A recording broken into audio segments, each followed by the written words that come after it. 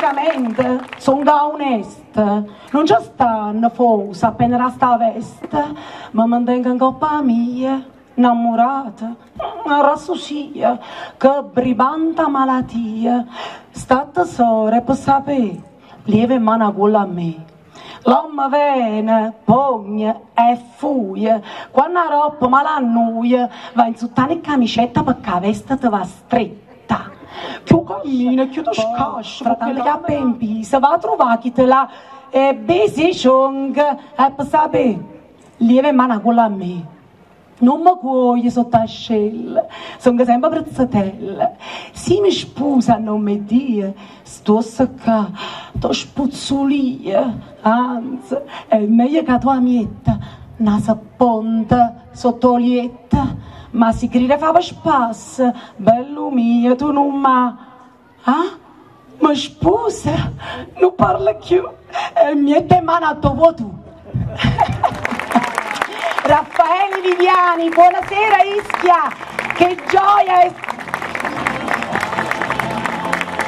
Male che la voce è a retto, la povera Raffaella, bravissima attrice, ha avuto il problema del microfono, ce l'abbiamo fatta dire tutta la poesia. Dico a Raffaella che voi del teatro, insomma, invece siete grandi perché continuate concentrati e non uscite mai dal vostro personaggio, insomma. Beh, veramente da buona napoletana. Te la sei chiamata, hai visto? Intanto però la poesia l'abbiamo detta, ho voluto fare proprio un Raffaele Viviani, era d'obbligo, e anziché portare un testo classico, insomma Raffaele Viviani comunque è un autore classico. Ma Raffaele Viviani vedi, poi... addirittura... Ma sai, mentre leggevo la tua, per me, la tua biografia, io ho notato una cosa, che stasera hai celebrato Viviani, poi hai lavorato con Troisi e quest'anno cade il ventennale della scomparsa del nostro Massimo. Sai che io ho avuto il grande onore, il grande piacere di fare un film bellissimo con Massimo Troisi, Il Capitan Fracassa di Ettore Scola, dove facevo proprio la fidanzata di Massimo.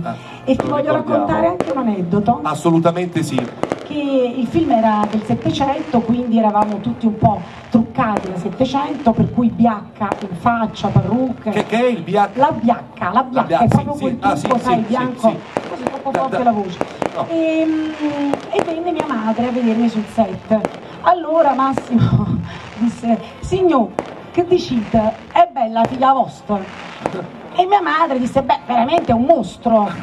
E lui sta inguaiata perché ogni scarafone è bella mamma sua, e se nemmeno tua madre deve essere bella, sparate.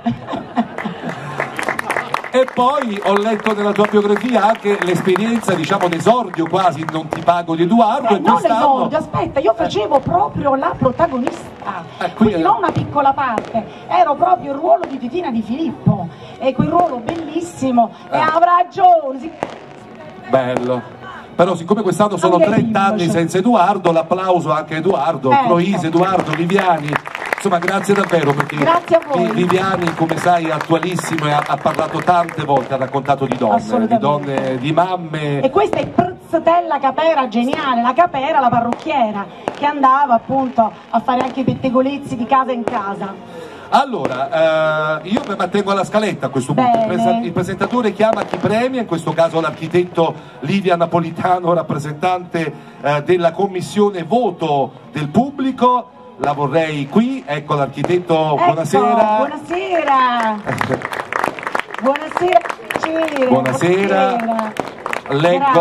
Leggo la motivazione. Certo, leggiamo la motivazione. Leggiamo prima la motivazione, cambiamo, prima il premio, adesso vai. Allora, Tosca. Però è bello, guarda, Tosca, ma hai organizzato tutto questo, incredibile. Vedi, è giusto, la motivazione sotto i fuochi d'artificio, vai. Allora, Tosca d'Aquino è premiata per il suo ruolo da protagonista nello spettacolo Prigioniero della seconda strada di Del Simon, per la regia di Giovanni Anfuso. La crisi economica, le difficoltà di una famiglia alle prese con vicissitudini tragicomiche e la figura risolutiva della protagonista Edna, magistralmente interpretata proprio dalla signora qui, Tosca d'Aquino, sono gli ingredienti di questo spettacolo. L'attrice, con la sua verve e competenza artistica, connota lo spettacolo con un'ivoca e personalissima impronta sul palcoscenico, catturando lo spettatore, esaltando la figura di una donna coraggiosa che sa volare alto malgrado le avversità. Tosca d'Aquino valorizza Bello. il suo ruolo dandone struttura e soprattutto anima, una prova di eccezionale capacità. Grazie. Voglio aggiungere che il mio partner fantastico, meraviglioso è Maurizio Casagrande. Scusa. Vai. No, io presentatore parla sempre lui favolosamente bene, noi...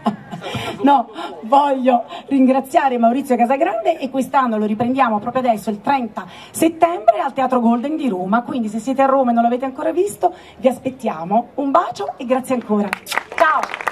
E anche per te la ceramica di Casamiccio. Vuole aggiungere qualcosa, architetto? Con grande piacere, naturalmente, che offro questo riconoscimento alla grande attrice. Grazie. Grazie. Salutaci Maurizio Casagrande.